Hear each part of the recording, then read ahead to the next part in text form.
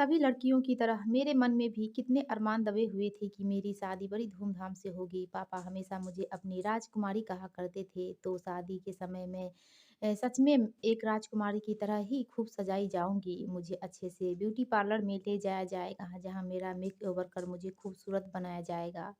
पर पहले प्रतियोगिताओं में सफलता प्राप्त कर सिविल सर्विस के लिए चुनी जाऊं। माना कि मैं साधारण नैन नक्श वाली लड़की सावरी लड़की हूँ, पर सपने देखने का तो सबका समान अधिकार है। सपने कहाँ जानते हैं कि मैं दिखने में कैसी हूँ, वह तो बिना पूछे बिना बताए आ जाते हैं आँखों में। कभी खुली पलकों में तो कभी बंद पलकों में। मेरे आँखों में तैरते सपने मेरे भविष्य को लेकर शायद मेरे ही अपनों की आँखों में चुभने लगे थे। एक शाम कॉलेज से पूरा दिन थक-हार कर आने के बाद जब मैं अपनी कमरे में आई और घड़े से पानी निकाल कर पीने के बाद आंख बंद कर थोड़ी देर आराम करने के लिए बैठी ही थी कि दूसरे कमरे से आती आवाजें मुझे परेशान करने लगी। मैं उठकर रसोई घर में चली गई। भैया भाभी के कमरे से ही ये आवाजें आ रही थी। लग रहा था जैसे बर्तन और सामान पटके जा रहे हैं। भाभी की आवाज से लगा वो मेरा ही नाम बोल रही है, सिया सिया सिया। जब देखो इस घर में सब उसका ही नाम रटते रहते हैं। सभी लोग आपके आपके माँ-बाप तो मेरे हर काम में मीन मेख निकालते हैं और सिर्फ़ उसकी तारीफ़ करते रहते हैं। बहुत हो गया, अब मैं तंग आ गई हूँ आपके परिवार वालों से। आप बस मेरी दीदी के देवर से उसी की शादी करवा दो और अपने मम्मी-पापा को भी गाँव या किसी आश्रम में भेज दो। मुझसे नहीं हो रहा है अब सबकी सेवा करना। भाई की काँपती हुई आवाज़ आ रही थी, क्या बात कर रही हो नेहा? मेरी बहन और मम्मी-पापा बोझ नहीं है जो अपनी बहन को उस नशेड़ी को सौंप दूँ और मम्मी-पापा को गाँव छोड़ आऊँ। तो ठीक है, आप मुझे ही मायके छोड़ आइए और यह जो अपनी होने वाली संतान है उसे आज ही मैं ख़त्म करने डॉक्टर के पास चली जाऊँगी। भैया कह रहे थे, नहीं, नहीं नेहा ऐसा कुछ मत करो। ठीक है नेहा, तुम जैसा चाहती हो वैसा ही होगा, पर तुम हमारी होने वाली संतान को कुछ नुकसान नहीं पहुँचाओगी। बहुत प्यार करता हूँ तुमसे और अपने इस बच्चे के लिए बहुत से सपने देखे हैं। उन सपनों को मत तोड़ो, मुझसे दूर मत जाओ। सिया की शादी वहीं होगी और तुम्हारी सारी बात मानी जाएगी। शादी के बाद हम मम्मी-पापा की तीर्थ यात्रा के बहाने किसी आश्रम में छोड़ आएँगे। अब तो खुश हो जाओ सिया, जैसा तुम चाहती हो वैसा ही होगा, पर अब यह घर छोड़कर मायके जाने की जिद मत करना। गैस पर रखी मेरी चाय खौल रही थी और खौल रहा था मेरे अंदर गुस्सा और भाई की लालची पर उठ रही थी खींच। भाभी जिसे आए अभी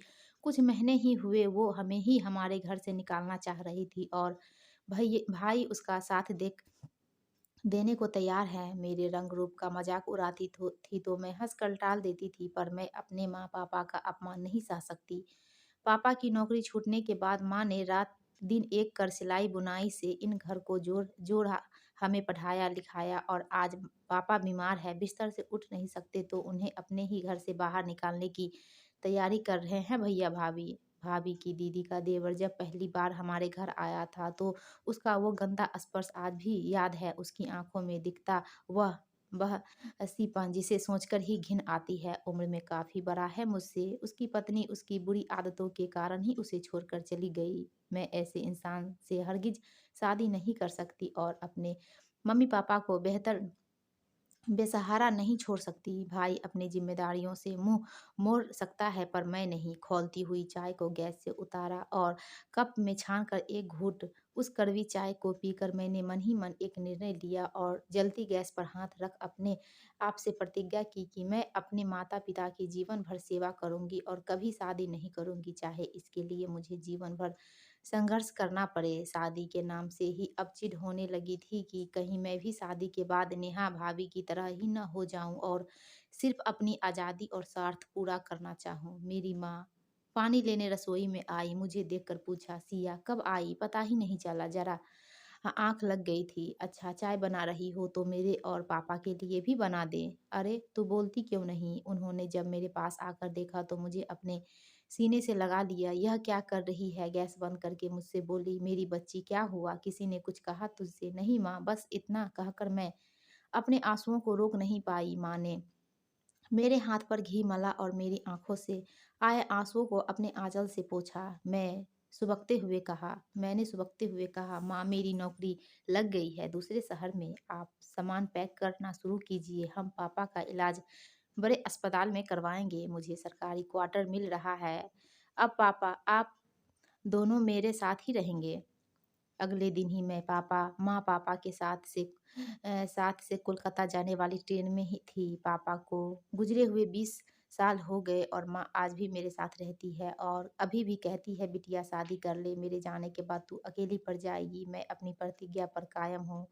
अब 45 साल की उम्र में शादी कहकर मैं माँ के गले लिपट जाती हूँ। भाई-भाभी ने कभी हमारी खोज-खबर नहीं ली। वो खुश है अपनी दुनिया में और मैं अपनी माँ के साथ खुश हूँ। अपने पैरों पर खड़ी हूँ। कोलकाता शहर में अपना खुद का मकान भी बना लिया है, जिस पर अपनी माँ के नाम का नेम प्लेट लगाया है। पापा की राजकुमारी को भले राजकुमार न मिला इस जीवन में, पर वो दूसरों की गुलामी भी करने को मजबूर नहीं है। क्या हुआ? जो दुल्हन नहीं बनी, श्रृंगार नहीं किया, पर अपने सपनों को खूब सजाया। आज आईपीएस सिया दुबे की बहादुरी की खबरें रोज पेपर में छपती है। सच मायने में मेरी की गई प्रतिज्ञा के कारण ही यह संभव हो पाया है। उस समय अगर मैं भैया भाभी के कहे अनुसार उस आदमी से शादी करती तो आज जहाँ जिस मुकाम पर हूँ वहाँ न होती। यह सिया पापा की राजकुमारी अपने खूबसूरत सपनों को अंजाम न दे पाती।